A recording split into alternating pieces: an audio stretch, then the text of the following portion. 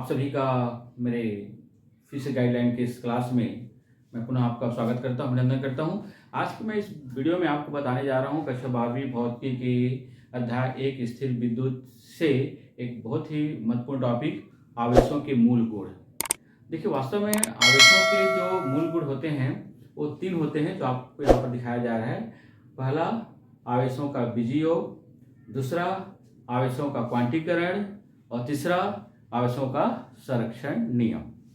तो सबसे पहले हम इसमें शुरुआत करेंगे आवेशों के बीजीय योग। देखिए, आवेशों के बीजीय योग क्या है? आवेशों के बीजीय योग ये कहता है कि किसी निकाय में उपस्थित कुल आवेश, किसी निकाय में उपस्थित कुल आवेश, उसमें उपस्थित कुल आवेशों के बीजीय योग के बराबर होता है। जैसे एग्जाम्पल के लिए, यदि किसी निकाय में अगर धन आवेश को हम यदि प्लस पी से तथा इलेक्ट्रॉन में ऋण आवेश को हम यदि एन से माइनस एन से प्रदर्शित करें तो उस निकाय में उपस्थित जो कुल आवेश जो होगा वह हो जाएगा पी प्लस माइनस एन, या इसी को हम लिख सकते हैं यहाँ पर P माइनस एन ई, जहाँ P पॉजिटिव चार्ज को प्रदर्शित करता है और N निगेटिव चार्ज को प्रदर्शित करता है। मतलब यहाँ पे चीज आपको ध्यान रखना है, यदि सूत्र में यदि P की वैल्यू, P का मान यदि N से अधिक होगा तो जो पदार्थ होगा वो धनावेशित होगा, और यदि इसमें मान लेते हैं कि P की वैल्यू या P का मान N से कम होगा तो पदार्थ ऋण आवेश होगा।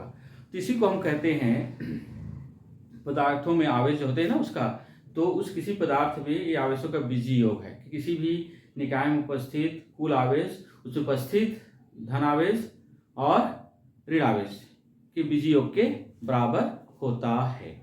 तो ये आपका पहला इसमें पॉइंट होता है कि आवेशों का बीजीय योग।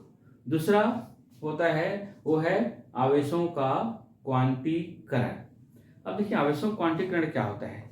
देखिए, मैं इसको बताने जा रहा हूँ आपको कि प्रयोगों से, देखिए प्रयोगों से ये ज्ञात होता है या ज्ञात हुआ है कि इस प्रकृति में किसी भी आवेशित पदार्थ में जो आवेश की कम से कम मात्रा पाई जाती है वह एक प्रोटॉन पर उपस्थित आवेश या एक इलेक्ट्रॉन पर उपस्थित आवेश के बराबर होता है, जिसकी वैल्यू जो होती है वो 4.8 इंटू 10⁻10 स्थैतिक कूलाम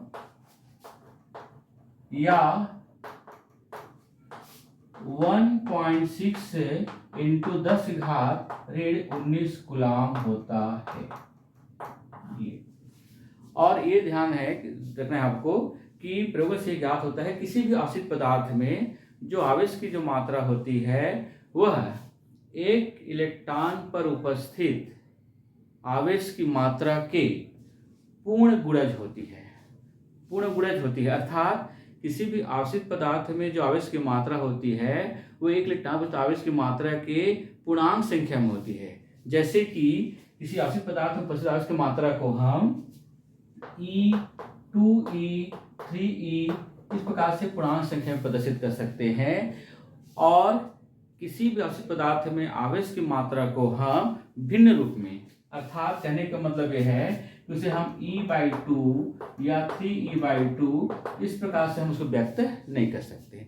तो आवेशों क्वांटीकरण क्या होता है? तो अब मेन परिभाषा ध्यान दीजिएगा कि किसी भी आवेशित पदार्थ में आवेश की मात्रा एक इलेक्ट्रॉन पर उपस्थित आवेश की मात्रा के पूर्ण गुणज होती है, जिसे हम आवेशों का क्वांटीकरण कहते हैं।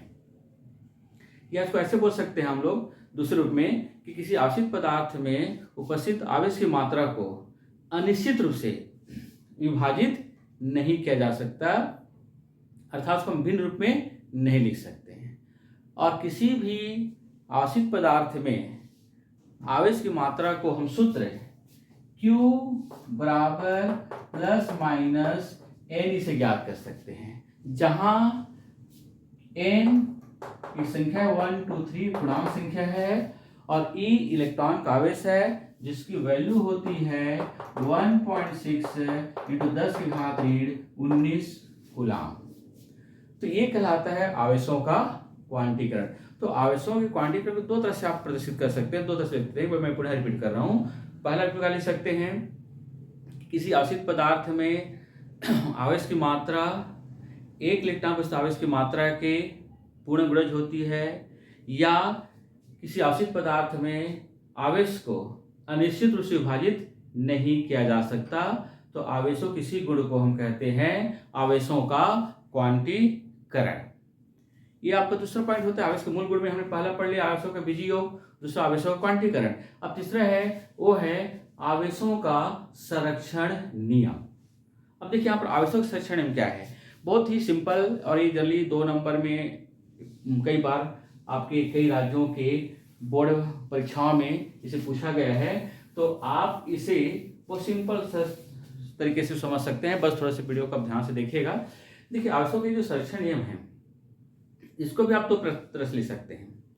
कि पहला तो आप लिख सकते हैं कि किसी पृथक्कृत निकाय में उपस्थित समस्त आवेशों का योग नियत होता है, या इसका बोल सकते हैं कि किसी पृथक्कृत निकाय में उपस्थित धन आवेश और ऋण आवेश का योग सदैव नियत होता है, या इसको ऐसे बोल सकते हैं आवेश न तो उत्पन्न की जा सकती है और न ही नष्ट की जा सकती है, बल्कि यह विभिन्न समयों में विभिन्न रूपों में परिलक्षित होता है। तो इसे हम आवेशों का संरक्षण नियम कहते हैं। जैसे एग्जाम्पल के लिए आप बोल सकते हैं, जब हम किसी कांच की छड़ को, जिसको मैंने पहले वीडियो में बताया कि कांच की छड़ है, और जब हम इस कांच की छड़ को रेशम की कपड़े से रगड़ते हैं, मान लीजिए हम रेशम कपड़ा मान लेते हैं, तो जितनी मात्रा में इस कांच की छड़ पर धनावेश उत्पन्न होता है, उतनी ही मात्रा में इस रेशम के कपड़े पर ऋण आवेश उत्पन्न होता है। फर्स्ट दोनों का बीजगणितीय योग या इनका योगफल क्या होता है, 0 होता है। आप जानते हैं जितनी मात्रा में धनावेश होता है उतनी मात्रा में ऋणावेश होता है। तो इस प्रकार से एग्जाम्पल रूप में आप इसको लिख सकते हैं, बहुत सिंपल है आवेशों का संरक्षण नियम। पहला तो आप ये लिखेंगे कि किसी पृथक्कृत निकाय में कुल आवेश नियत होता है, ऐसे भी लिख सकते हैं। दूसरा, किसी पृथक्कृत निकाय में उपस्थित धन आवेश और ऋण आवेश का योग सदैव नियत होता है, या ये लिख सकते हैं कि आवेश उत्पन्न की जा सकती है और नहीं नष्ट की जा सकती है, बल्कि वह विभिन्न समय में विभिन्न रूप में परिलक्षित होता है। यहाँ पे एक शब्द आता है विद्यार्थियों, वो है पृथक्कृत निकाय। अब यहाँ पृथक्कृत निकाय क्या होता है, देखिए ऐसा कोई निकाय कोई ऐसा वस्तु जिसका संबंध एक निश्चित परिसीमा में किसी वस्तु से या वातावरण से ना हो, तो उसको हम कहेंगे पृथक्कृत निकाय। जैसे एग्जाम्पल के लिए मैं आपको बता रहा हूँ यहाँ पर, जैसे मान लीजिए डस्टर है, और इसको मैं पृथक्कृत निकाय कहने के लिए मैं क्या करूँगा, जैसे मान लीजिए एक पृथ्वी तक कैसे हो सकता है कि ये भी पृथक्कृत निकाय नहीं है। मान लीजिए इसमें अगर आवेश है, आवेश है, अगर इसमें डस्टर को मैं हाथ में पकड़ा हूँ तो ये आवेश जो मेरे शरीर में चला जाएगा, तो वास्तव में ये इसका संबंध बिल्कुल से मुझसे है, तो इसको हम पृथक्कृत नहीं मानेंगे। लेकिन मान लीजिए कि मैं अगर इसमें जो है हाथ में डस्टर लगा कर अब इसे पकड़ूं, तो इसमें का जो आवेश मेरे शरीर में नहीं जाएगा, तो इस समय इसको मान सकते हैं पृथक्कृत निकाय। तो पृथक्कृत निकाय ये आप थोड़ा बुक में देखेंगे, ये कई बार इसको बुक में दिया हुआ है, अच्छे से समझ लेंगे। तो विद्यार्थियों, यदि आपको ये वीडियो अच्छा लगता है तो इसे आप लाइक करिएगा, शेयर करिएगा, और अपने दोस्तों को भी इसको आप शेयर करें ताकि उनको इस वीडियो का लाभ हो सके।